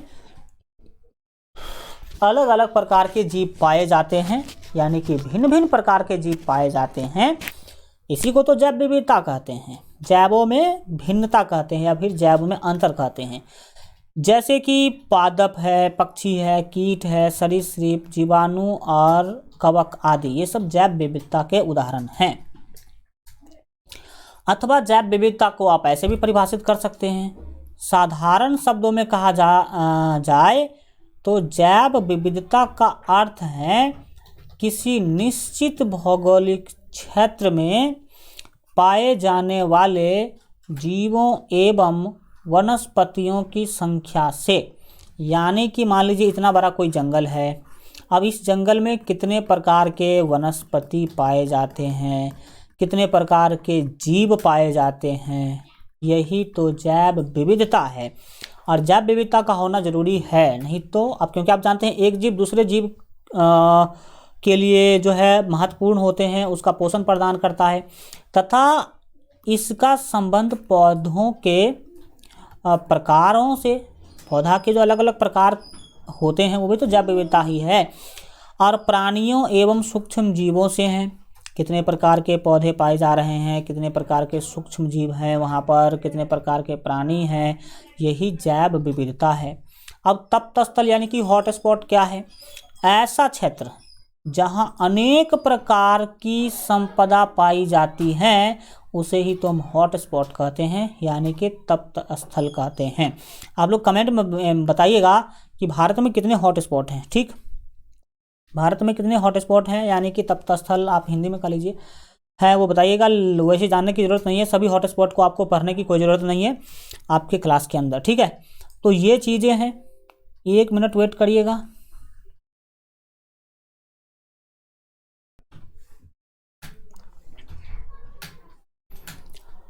चलिए, हॉटस्पॉट समझने के बाद जो है अब हम लोग आगे बढ़ते हैं, आगे की चीज़ों को समझेंगे। आपके सामने अगला टॉपिक उपस्थित है कि जैव विविधता के नष्ट होने के परिणाम। अगर जैव विविधता जो है नष्ट हो जाएगी तो इसका क्या परिणाम होगा, इसका क्या रिजल्ट देखने को मिलेगा। तो आप समझिए, अगर जैव विविधता ख़त्म हो जाएगी, जहाँ पे बहुत सारे प्रकार के जीव अभी रह रहे हैं, और वहाँ पर अगर जो है जीवों की संख्या कम हो जाए, कम प्रकार के ही जीव बचे, तो क्या क्या समस्या हो सकती है वह समझिए। देखिए, जैव विविधता के नष्ट होने के बारे में अगर बात किया जाए तो देखिए, प्रयोगों और वस्तु स्थिति के अध्ययन से हमें पता चलता है कि विविधता के नष्ट होने से पारिस्थितिक अस्थायित्व भी नष्ट हो सकती है। अगर विविधता नष्ट हो जाएगी तो पारिस्थितिक अस्थायित्व जो है, जो आपका पर्यावरण स्टेबल है और उसमें अस्थायीता देखने को मिलती है, वो भी क्या हो जाएगी, नष्ट हो जाएगी। क्योंकि किसी पारिस्थितिक तंत्र में उपस्थित जैव और अजैव घटक उस पारिस्थितिक तंत्र को संतुलन प्रदान करते हैं। बिल्कुल ठीक, कोई जो पारिस्थितिक तंत्र है उसमें जैविक घटक है और अजैविक घटक है और वो उसको संतुलन प्रदान करते हैं। अगर किसी भी आप जैव मंडल का ही बात करेंगे तो उसमें से अगर किसी भी एक चीज़ को निकाल दे तो फिर समस्या हो जाएगी। ऐसे ही ये जैव विविधता नष्ट होती हैं। ऐसे ही ये जैव विविधता नष्ट होते ही पारिस्थितिक तंत्र में जो है असंतुलन उत्पन्न होते हैं। यह उत्पन्न होता है और यह नष्ट हो जाता है। तो अगर जैव विविधता नष्ट हो जाएगा तो पारिस्थितिक संतुलन भी जो है वो पूरे तरह से नष्ट हो जाएगा। उथल पुथल पर्यावरण में देखने को आपको मिलेगा। अगला है कि वनों के महत्व।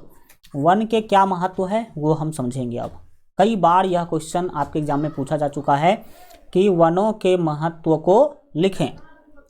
तो इस तरह से टॉपिक वाइज टॉपिक लिखिएगा तो और ज़्यादा बेहतर आपका आंसर जो है माना जाएगा। वनों के निम्नलिखित महत्व हैं। पहला लिखिएगा कि वनों से इमारती लकड़ियां प्राप्त की जाती हैं एवं फर्नीचर बनाए जाते हैं। अच्छे क्वालिटी का लकड़ी जो वन में पाई जाती है उससे हम लोग फर्नीचर, कोच, पलंग जानते हैं, सोफ़ा वगैरह बनने का काम होता है। दूसरा महत्व है कि वनों से कागज़, ठीक है, उद्योगों के लिए कच्ची सामग्री प्राप्त होती है। कागज़ आपको पता है कि लकड़ी से ही बनता है, तो यहाँ भी फायदा है। तीसरा है कि वन जैव विविधता के विशिष्ट स्थल है। सबसे ज़्यादा जो जैव विविधता है वो वन में ही पाए जाते हैं। चौथा महत्वपूर्ण पॉइंट है कि वन प्रकृति में कार्बन डाइऑक्साइड और ऑक्सीजन के बीच संतुलन स्थापित करता है। बिल्कुल सही। हम लोग प्रत्येक दिन कितना अधिक मात्रा में ऑक्सीजन खत्म कर देते हैं और कार्बन डाइऑक्साइड जो है वो वातावरण में छोड़ देते हैं। तो क्या होता है इससे कि अगर वन नहीं होगा तो फिर वो कार्बन डाइऑक्साइड बढ़ता जाएगा और ऑक्सीजन कमता जाएगा। लेकिन पेड़ ही है जो क्या करता है, वन के कारण ही ऑक्सीजन आपका पेड़ छोड़ता है और कार्बन डाइऑक्साइड को क्या करता है, ख़त्म करता है। तो इस तरह से ऑक्सीजन और कार्बन डाइऑक्साइड के बीच संतुलन स्थापित करने का काम करता है। अगला क्या है कि वन पृथ्वी के तापक्रम को नियंत्रित करते हैं। बिल्कुल ठीक, वन है इसीलिए पृथ्वी ज़्यादा गर्म नहीं हो रही है, नहीं तो पृथ्वी क्या हो जाएगी, बहुत हीट हो जाएगी। क्योंकि देखिए कार्बन डाइऑक्साइड बढ़ जाएगा, कार्बन डाइऑक्साइड बढ़ेगा तो ऐसे ही ग्लोबल वार्मिंग देखने को मिलेगा। और जल चक्र को जो है नियमित करते हैं। जल चक्र जो है पहले तो वर्षा होती है, फिर वो भाप के रूप में उड़ता है, उसको वन ऊपर की ओर उड़ाता है और फिर वो बादल बनती है, फिर वर्षा होती है। तो जल चक्र में वन ही क्या है, सहायक है। वन भूमि के अपरदन यानी कि भूमि के कटाव को रोकते हैं। जहाँ पे वन लगा होता है, पेड़ लगा होता है, बारिश में या फिर बाढ़ में वहाँ का मिट्टी नहीं धंसती है। लेकिन जहाँ पे पेड़ ना हो और वन ना हो वहाँ की मिट्टी धंस के भाग जाती है। तो यहाँ भी हमारे लिए महत्वपूर्ण चीज़ें देता है। वनों से विभिन्न प्रकार की आप जानते हैं कि फल, जड़ी बूटियाँ प्राप्त होती हैं, खाद्य पदार्थ भी होता है, सब्जी भी तो एक तरह से फसल ही है, पौधे ही हैं। तो ये सारे विशेषताएं आप वन का लिख दीजिएगा। नेक्स्ट है कि दावेदार कौन है। दावेदार कौन है, देखिए दावेदार अगर बात किया जाए तो पहले छोटे अर्थ में समझते हैं, फिर बड़े अर्थ में समझेंगे दावेदार शब्द को। ठीक है, मान लीजिए कि यह घर है, ठीक है, तो यह घर जो है, यह घर राम का है। तो इस घर पर किसका हक है, किसका हक है बताइए, तो राम का हक है। तो दावेदार वह होते हैं जो किसी वस्तु का या फिर किसी इस संसाधन का मालिक होता है। जैसे कोई गाड़ी है तो गाड़ी पर किसका दावा होगा, उसके मालिक का दावा होगा, यानी कि उसी का हक होगा। तो इस छोटे अर्थों से समझिए, बड़े अर्थ में दावेदार का। प्राकृतिक संसाधनों पर स्थानीय लोगों का हक होता है। क्या होता है? हक। उन्हें उन संसाधनों का जो है दावेदार या स्टेक होल्डर जो है कहा जाता है। ऐसे लोगों का जीवन उसी प्राकृतिक संसाधनों पर निर्भर होता है। तो मान लीजिए कि कोई वन है, तो वो उस वन पर किसका दावा होगा? तो उस क्षेत्र में रहने वाले लोगों का दावा होगा। और उस कई बार तो देखा जाता है कि जो वन समाज है, जनजाति लोग जो है, उसका पूरा जीवन ही वन से ही क्या होता है? चलता है। तो इस बातों को भी आप समझ सकते हैं। दावेदार आपने समझा कि क्या होता है। वनों के दावेदार, देखिए वन के 4 प्रकार के दावेदार हो सकते हैं। आगे भी इसका हम चर्चा करेंगे। तो वन के कितने दावेदार हो सकते हैं प्यारे बच्चों? 4 प्रकार के दावेदार वन के हो सकते हैं। कौन कौन है? पहला तो स्थानीय लोग। अगर वन है कहीं पर तो उसके आसपास के रहने वाले लोग जो है पहला दावेदार वही माने जाते हैं। क्योंकि देखिए वन के अंदर एवं उसके निकट रहने वाले लोग, ठीक है, अपनी अनेक आवश्यकताओं के लिए वन पर निर्भर रहते हैं। अगर मान लीजिए ये वन है तो कुछ लोग तो इस वन में रहते हैं और कुछ लोग वन के आसपास जो रहते हैं, तो इन लोगों का बहुत सारा चीज़ वन पर ही निर्भर रहता है। आर्थिक स्थिति कह लीजिए या सामाजिक स्थिति सब कह लीजिए। तो पहले दावेदार तो आपके स्थानीय लोग हुए। दूसरा है सरकार और वन विभाग। देखिए सरकार और वन विभाग जो है ना, जिसके पास वनों का स्वामित्व है तथा वे वनों से प्राप्त संसाधनों का नियंत्रण करते हैं, उसको कंट्रोलिंग करते हैं कि कौन कितना लेगा, किसका कौन सा संसाधन, लकड़ी संसाधन हो या फिर फल, कोई भी जो चीज़ है वो कहाँ जाना चाहिए। तीसरा है वन उत्पादों पर निर्भर व्यापारी। वन के उत्पाद पर जो व्यापारी निर्भर है, जैसे मान लीजिए कि कोई व्यापारी मान लीजिए कि आम का व्यापार करता है, तो आम का जो व्यापार करता है तो ये भी तो वन पर ही निर्भर है। कोई लीची का व्यापार करता है या फिर वन उत्पाद, या मान लीजिए कि कोई लकड़ी का व्यापार करता है, तो कोई जो लकड़ी का जो व्यापार कर रहा है तो वो किस पर निर्भर हुआ? वन पर निर्भर हुआ, क्योंकि लकड़ी कहाँ से आती है? वन से आती है। तो वन उत्पादों पर, तो वन के उत्पाद क्या हो सकते हैं? फल हो सकते हैं, लकड़ी हो सकते हैं। तो वन उत्पादों पर निर्भर जो व्यवसायी हैं, जो व्यापारी हैं, वो भी दावेदार हैं। ऐसे छोटे व्यवसायी जो तेंदुपत्ती का उपयोग जो है बीड़ी बनाने से लेकर कागज मिल तक विभिन्न वन उत्पादों का उपयोग करते हैं, ठीक है, परंतु वे वनों के किसी भी एक क्षेत्र पर निर्भर नहीं रहते हैं। तो ये भी एक तरह से दावेदार हो गए। तेंदुपत्ता, अब याद रखिए यहाँ से पता चल गया कि बीड़ी किससे बनता है? तेंदुपत्ता से। तेंदुपत्ता एक विशेष प्रकार के पेड़ का पत्ता है, तो तेंदुपत्ता से ही बीड़ी बनता है। कागज उद्योग में भी इसका यूज पड़ता है, तो आपने समझ लिया। चौथा आपका अगला है कि वन्य जीव और पर्यावरण प्रेमी जो हैं, जितने भी वन्य जीव हैं, वन में रहने वाले जीव हो या पर्यावरण प्रेमी हो, जो नेचर लवर जो होते हैं, प्रकृति प्रेमी जो होते हैं, वो भी वन के दावेदार हैं। क्योंकि जो वन्य जीव हैं और प्रकृति प्रेमी जो प्रकृति का संरक्षण करना चाहते हैं, वो भी एक तरह से वन के दावेदार हुए। नेक्स्ट बात करेंगे कि मानव गतिविधियां जो वनों को प्रभावित करती हैं वो कौन कौन से। आपको एग्जाम में पूछा जा सकता है कि मानव की उस गतिविधियों को लिखे जो वन को प्रभावित करता है, यानी कि उसको ख़त्म कर रहा है। तो मानव ऐसा क्या कर रहा है भाई जिसके कारण वन प्रभावित हो रहा है? पहला, स्थानीय लोग ईंधन के लिए जलावन की काफ़ी मात्रा में जो है उपयोग करते हैं, जिससे वन कमता जा रहा है। एक काम तो ये करते हैं हम लोग। दूसरा है कि झोपड़ी बनाने के लिए लकड़ी का प्रयोग करते हैं, तो झोपड़ी बनाने के लिए लकड़ी का प्रयोग करेंगे तो वन काट करके ही करेंगे, तो यहाँ भी वन कम हो रहा है। तीसरा, खेती के औजार एवं अन्य उपयोगी साधन मानव वन से प्राप्त करते हैं। बिल्कुल सही। खेती के औजार जो है, कई बार खेती के, जैसे कि आप मान लीजिए कुदाली है या भी लकड़ी, तो खेती करने वाले लगभग बहुत सारे औजार में लकड़ी का यूज किया जाता है उसके बेंट के लिए। तो वहाँ भी औषधि और पशुओं का चारा वन से प्राप्त करते हैं, इन सभी कारणों से वन प्रभावित होता है और वन में कमी आती जा रही है।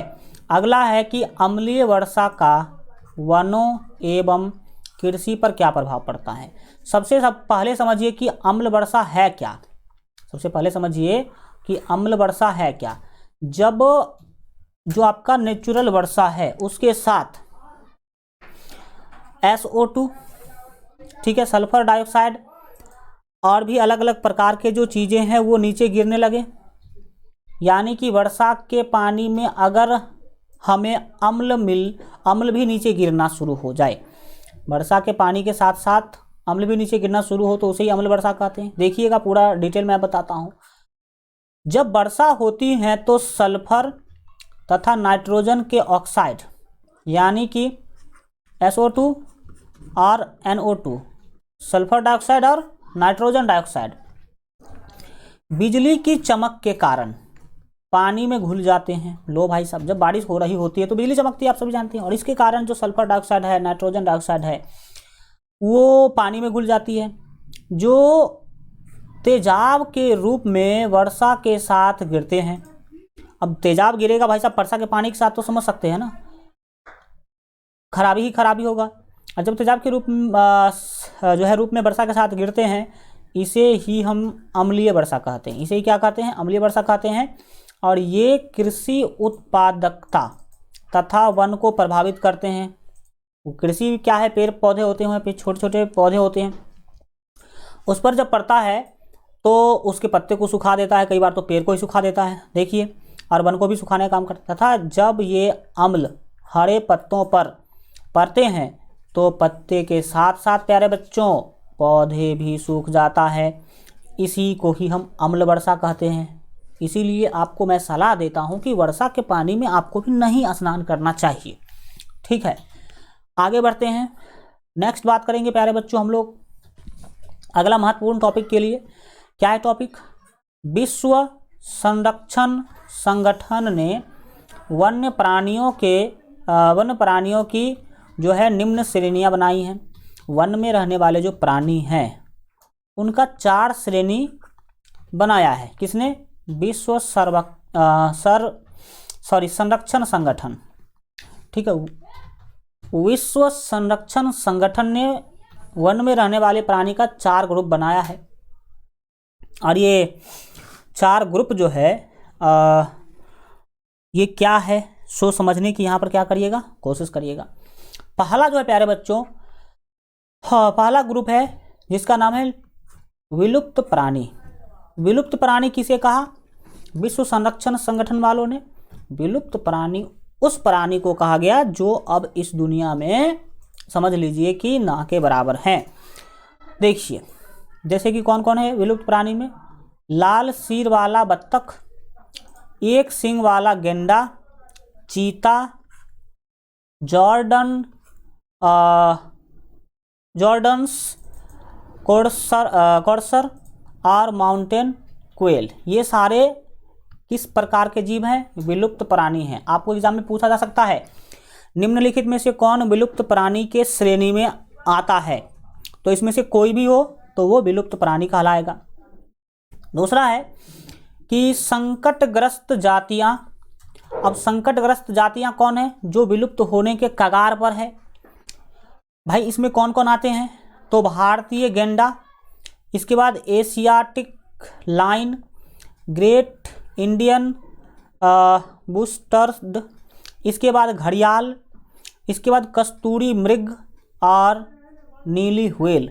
ये सारी संकटग्रस्त जातियां हैं, यानी कि इसका विलुप्त बहुत जल्द हो जाएगा, यानी कि इसकी संख्या बहुत कम बच गई है। इसके बाद संकट के निकट जातियां।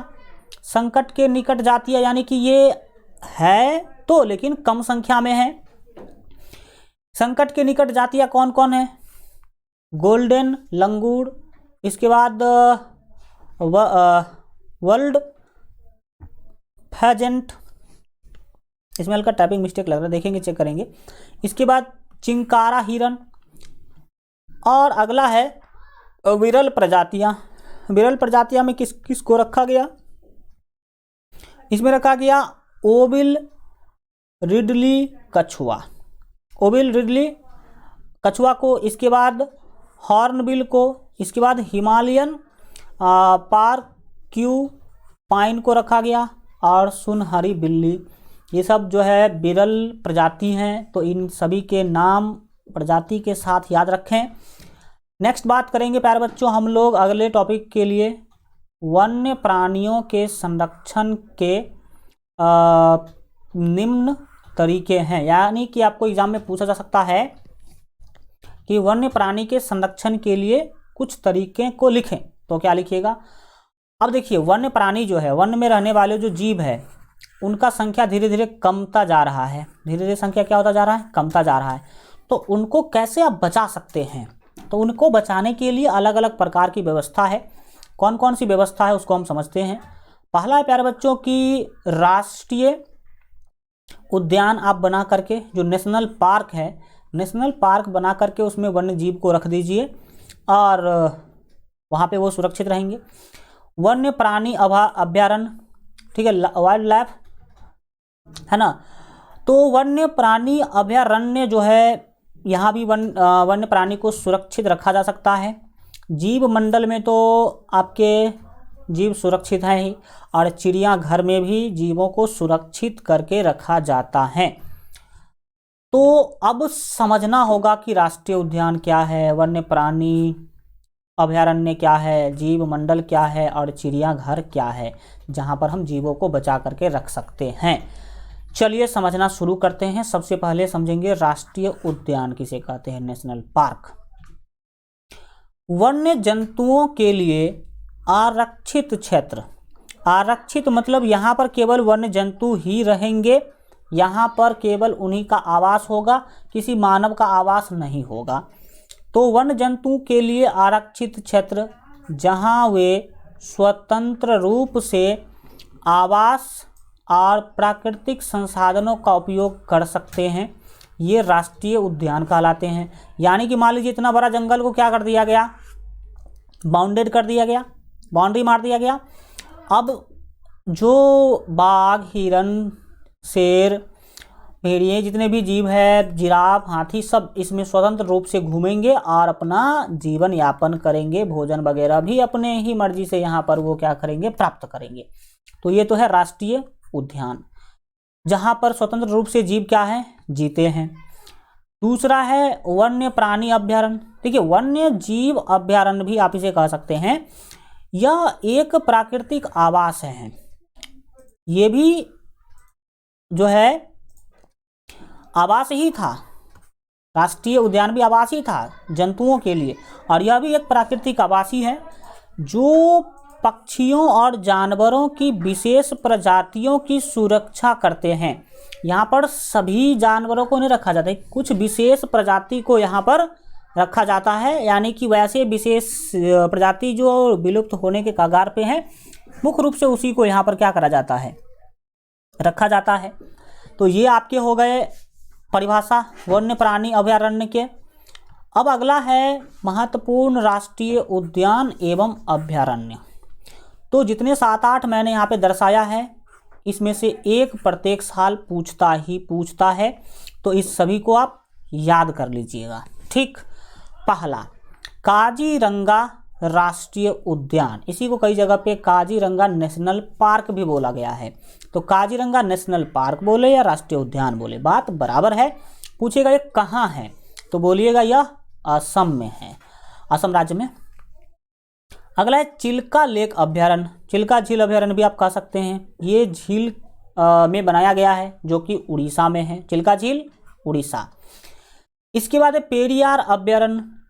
ये पेरियार अभयारण्य कहाँ पर है भाई साहब, केरल में है।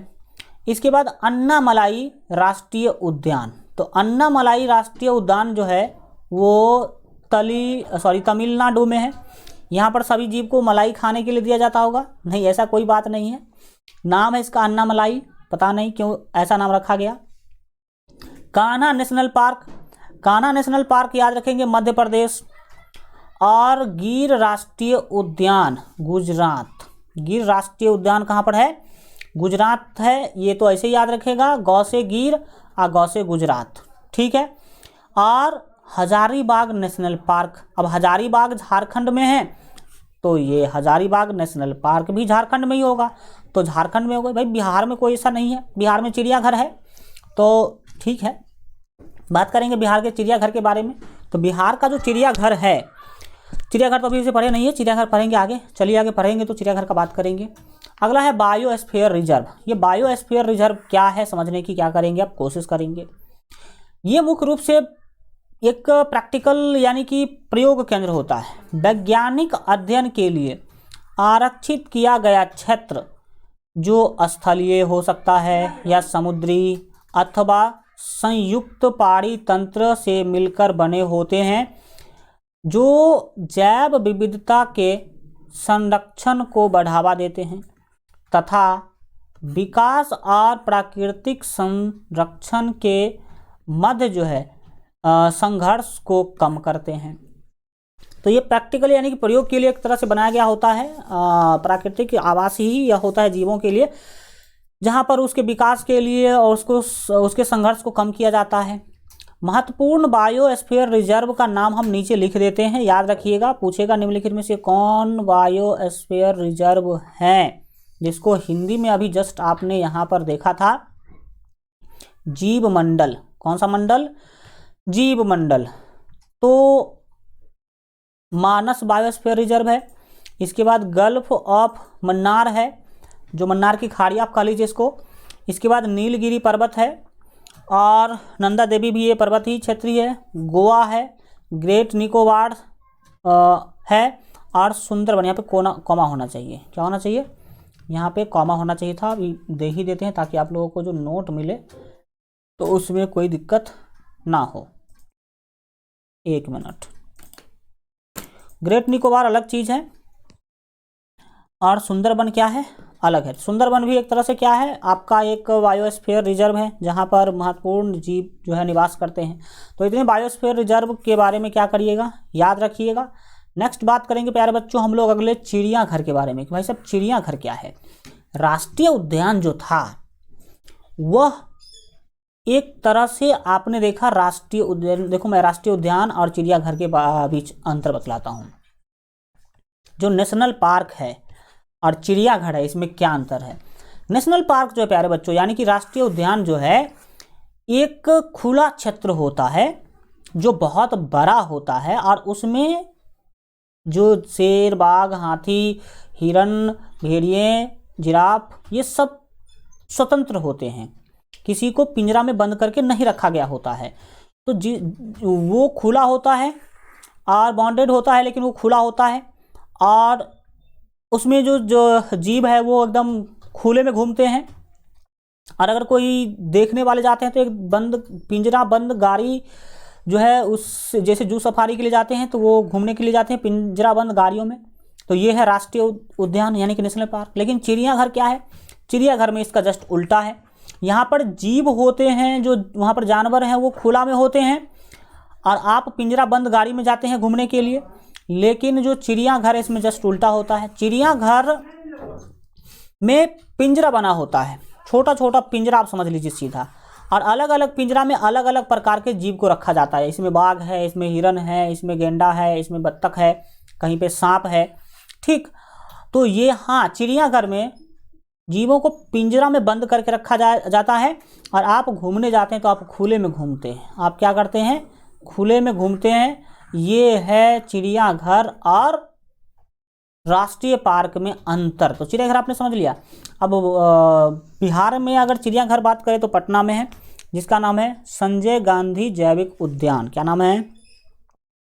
संजय गांधी जैविक उद्यान नाम है, आप याद रख सकते हैं, ठीक। अरे पूछा जाएगा भाई, कई बार पूछा भी गया है कि पटना के चिड़ियाघर का नाम क्या है, पटना के हवाई अड्डा का नाम क्या है, तो ये सब याद रखिएगा। चिड़ियाघर क्या है? वह स्थान जहां पशु पक्षियों को बड़ी संख्या में संग्रहित कर पिंजरा में रखा जाता है उसे चिड़ियाघर कहते हैं। लेकिन जो नेशनल पार्क होगा, राष्ट्रीय उद्यान होगा, वहाँ पर पिंजरा में नहीं रखा जाता, वहाँ पर वो खुले में रहते हैं। अब हमारा अगला जो पॉइंट है, टॉपिक है प्यारे बच्चों, वो है चिपको आंदोलन। कौन सा आंदोलन? चिपको आंदोलन।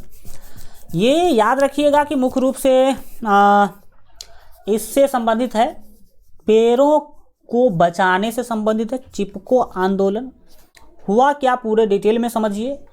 यह आंदोलन हिमालय की ऊंची पर्वत श्रृंखला में जो है एक क्षेत्र है गढ़वाल, और गढ़वाल में एक गांव है रैनी गांव। कौन सा गांव? रैनी नामक गांव है। उसमें 1970 के प्रारंभिक दशक में ये आंदोलन जो है हुआ था। ये हुआ क्या, देखिए, लकड़ी के ठेकेदार गांव के समीप के वृक्षों को काट रहे थे। उस गांव में उस वक्त पुरुष नहीं थे। देखिए, पहले भोज का बहुत महत्व हुआ करता था। किसका? भोज का। और भोज खाने के लिए लोग 10-10, 20-20 किलोमीटर दूर तक जाते थे। क्या खाने के लिए? भोज खाने के लिए। और आज के ज़माने के जैसे फास्ट गाड़ी उस टाइम में थी नहीं। घोड़ा गाड़ी, बैलगाड़ी हुआ करता था। कई लोग पैदल जाते थे भोज खाने के लिए। तो रैनी गांव के सभी पुरुष भोज खाने चले गए थे। क्या खाने चले गए थे? भोज खाने चले गए थे। और ठेकेदार लोगों को पता था कि जब इस गांव में हम पेड़ काटने जाएंगे तो यहाँ का लोग विरोध करेगा, पेड़ काटने नहीं देगा। तो क्या किया जाए? एक ऐसा दिन निकाला जाए जिस दिन गांव के पुरुष गांव में ना हो, तब जाएंगे हम पेड़ काटने। और हुआ भी ऐसा। उस दिन, जिस दिन ये लोग पेड़ काटने आए थे, कहीं दूर दराज क्षेत्र में भोज था। तो गांव के सभी पुरुष चले गए थे भोज खाने, और गांव में बची केवल महिला। ठेकेदारों को लगा कि पुरुष है नहीं, तो हम लोग पेड़ काट के यहाँ से क्या करेंगे? लेके चले जाएंगे। इसीलिए वो जो है लकड़ी के ठेकेदार गांव के समीप के वृक्षों को काटने लगे। और काट रहे थे वो लोग। उस गांव में उस वक्त पुरुष नहीं थे। क्यों नहीं थे पुरुष? वो तो हम बता ही दिए, क्योंकि सारे पुरुष चले गए थे भोज खाने दूसरे जगह। ठीक है।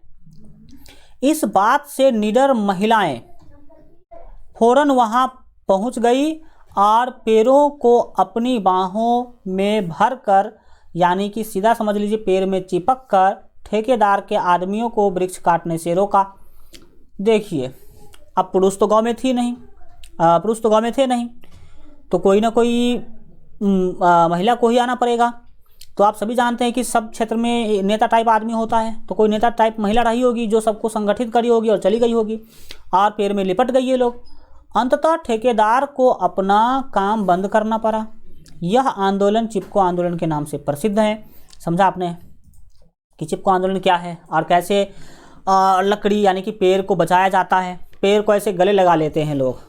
ठीक है, गला लगा लेते लिए इस लोगों ने 1970 के दशक में, और इस तरह से पेड़ को बचाया। यही है चिपको आंदोलन। कुछ महत्वपूर्ण बात यहाँ पर याद रखिएगा। नोट में जो मैं बात लिख दे रहा हूँ वो आपके लिए काफ़ी क्या है, वेरी इंपॉर्टेंट है। तो महत्वपूर्ण बातों को ही हम नोट में लिखते हैं, तो नोट जरूर आप हमेशा याद रखा कीजिएगा। चिपको आंदोलन की शुरुआत याद रखिएगा 1937 ईस्वी में उत्तराखंड से हुई थी। 1970 में तो कहाँ देखने को मिला यह आंदोलन? हिमालय के रैनी गांव में देखने को मिला, लेकिन इसका शुरुआत उत्तराखंड से माना जाता है। अगर एग्जाम में पूछेगा कि चिपको आंदोलन का शुरुआत कहाँ से हुआ है, किस राज्य से हुआ था, तो उत्तराखंड से हुआ था 1937 ईस्वी में। सुंदरलाल बहुगुणा को चिपको आंदोलन का प्रवर्तक यानी कि नेतृत्व करने वाला जो है माना जाता है। सुंदरलाल बहुगुणा ही उत्तराखंड से जो है नेता थे, एक तरह समझ लीजिए इस आंदोलन के। तो ये सब बात याद रखिए। नेक्स्ट है अमृता देवी बिश्नोई राष्ट्रीय पुरस्कार क्या है? अमृता देवी बिश्नोई जो है, बिश्नोई समाज की एक महिला है, और बिश्नोई समाज आपको पता होना चाहिए कि राजस्थान की रहने वाली एक समाज है यह। ठीक है। और बिश्नोई समाज के बारे में कहा जाता है कि ये प्रकृति के लिए बहुत सजग रहते हैं, यानी कि प्रकृति को, पेड़ पौधों को ये बहुत दिल से चाहते हैं। और अमृता देवी बिश्नोई क्या है वो अब यहाँ पर समझिए, और इनके नाम से पुरस्कार क्यों बांटा जाता है। अमृता देवी बिश्नोई राष्ट्रीय पुरस्कार भारत सरकार द्वारा जैव संरक्षण के लिए दिए जाते हैं। अगर कोई व्यक्ति आज के दिन में भी जीवों का संरक्षण करता है, वनों का संरक्षण करता है तो उसको अमृता देवी बिश्नोई पुरस्कार दिया जाता है। यह पुरस्कार अमृता देवी बिश्नोई की याद में दिया जाता है।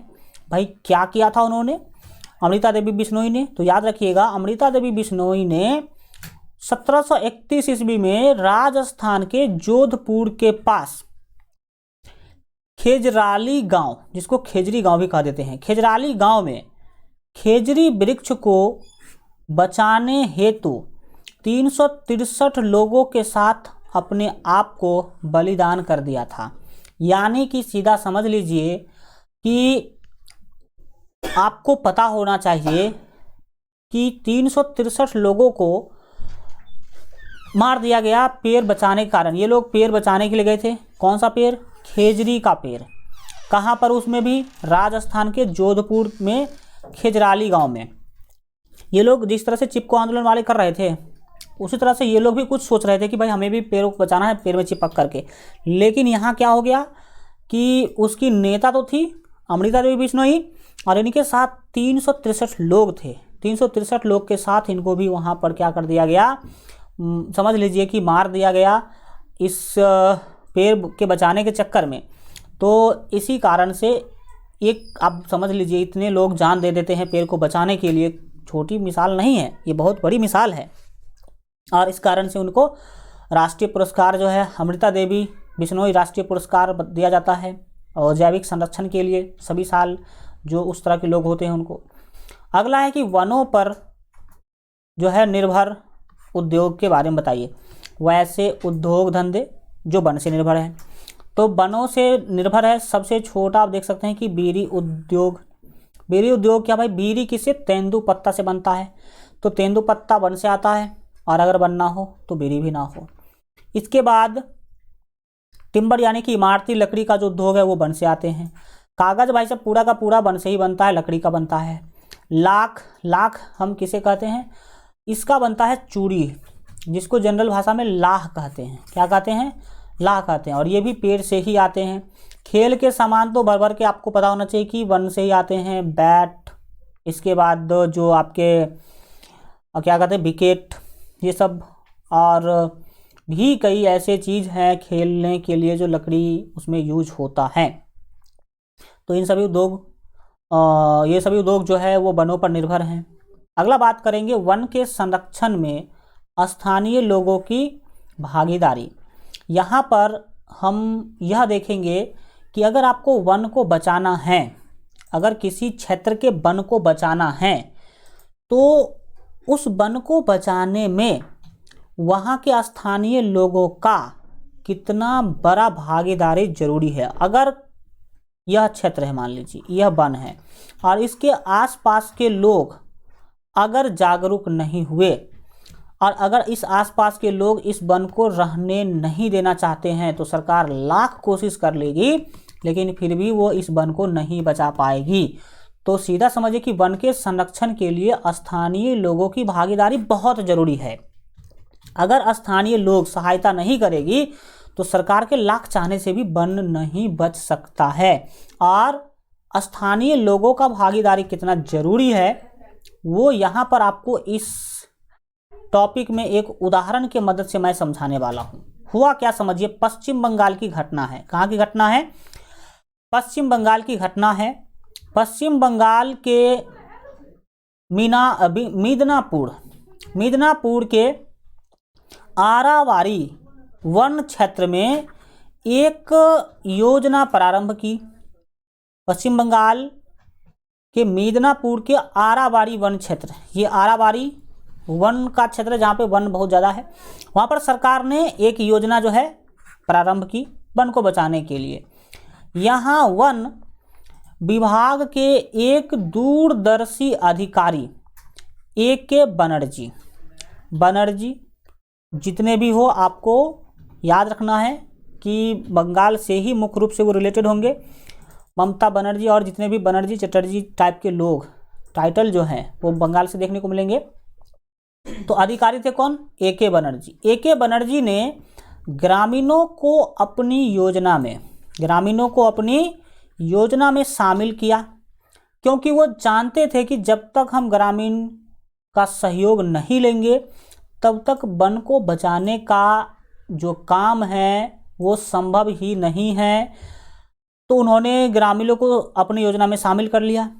ग्रामीण को कहा क्या, देखिए आगे आगे, तथा उनके सहयोग से बुरी तरह से क्षतिग्रस्त साल के वन, किस चीज़ के वन थे, साल के वन की 1272 हेक्टेयर क्षेत्र का जो है संरक्षण किया। ग्रामीण या उसके जो स्थानीय लोग थे वहाँ के, उसके हेल्प से उन्होंने 1272 हेक्टेयर वन क्षेत्र का जो है बचाव कर लिया, उनका संरक्षण किया उन्होंने, ए.के. बनर्जी ने। अब आप कहते होंगे कि भाई ग्रामीण लोग क्यों दिया होगा साथ, तो ग्रामीण लोगों को फायदा दिया गया। क्या फायदा दिया गया, देखिए ग्रामीण लोगों ने जो साथ दिया कि भाई वन को बचाना है तो बचाना है, उसने हेल्प भी किया। इसके बदले में उसको क्या मिला, इसके बदले में ग्रामीणों को जो है इसके बदले में निवासियों को क्षेत्र की देखभाल की जिम्मेदारी के लिए उनको कहा गया कि भाई आप गांव के लोग देखभाल करेंगे वन का, कोई काटे ना, कोई इसको जो है तोड़े ना, इस सब के लिए देखभाल के लिए रखा गया। उनको रोजगार मिला, देखभाल के लिए क्या मिला, उनको रोजगार, उसके बदले उनको पैसा दिया जाता था। साथ ही उन्हें वहाँ से जो है उपज की 25% के उपयोग का अधिकार भी मिला। ए.के. बनर्जी गांव वालों को बोल दिए कि देखिए अगर आप लोग मेरा सहायता कीजिएगा तो आप लोगों को नौकरी मिलेगी, और वन है तो उसमें फल होगा, अलग अलग प्रकार के वहाँ से उपज आएगी, तो जो भी उपज होगा उसका 25% हम गांव वालों को दे देंगे। कितना परसेंट, 25%, और 25% होगा बहुत ही ज़्यादा। और बहुत कम मूल्य पर ईंधन के लिए लकड़ी और पशुओं को चराने की अनुमति भी दी गई, क्योंकि बनर्जी को पता था जब तक ग्रामीणों को फ़ायदा नहीं देंगे तब तक वो हमारा साथ क्यों देगा। तो उन्होंने ग्रामीणों को ये सब फ़ायदा दिया, लकड़ी यानी जलावन के लिए और पशुओं को चराने का अनुमति दे दिया कम खर्च पर, ठीक है। स्थानीय समुदाय की सहायता एवं सक्रिय भागीदारी से 1983 तक आरावाड़ी का साल वन जो है समृद्ध हो गया, यानी कि बहुत विकसित हो गया, तथा पहले बेकार कहे जाने वाले वन का मूल्य 12.5 करोड़ आंका गया। जिसको पहले बेकार कहा जाता था कि इस वन का तो कोई फायदा ही नहीं है, उस वन का वैल्यू किसके बराबर हो गया, लगभग 12.5 करोड़, समझ सकते हैं। और अगर आप सोचिए कि अगर गांव वालों का, स्थानीय लोगों का अगर हेल्प नहीं लिया जाता तो अकेले अधिकारी क्या कर लेंगे, या 20 अधिकारी ही आके क्या कर लेंगे। 20 अधिकारी कभी आएंगे कभी नहीं आएंगे, गांव वाले उसको क्षति पहुंचाता ही रहेगा। तो ये चीज़ें हैं। तो वन के संरक्षण में स्थानीय लोगों का बहुत ज़्यादा महत्वपूर्ण भागीदारी होता है और होना भी चाहिए। अब प्यारे बच्चों, हम लोग पढ़ने जा रहे हैं जल संसाधन। कौन सा संसाधन, जल संसाधन। तो समझने सीखने का क्या करिएगा, कोशिश करिएगा, या एक काम करते हैं कि हो गए 40 और वन संसाधन हम लोग अगले क्लास में पढ़ लेंगे, ठीक है।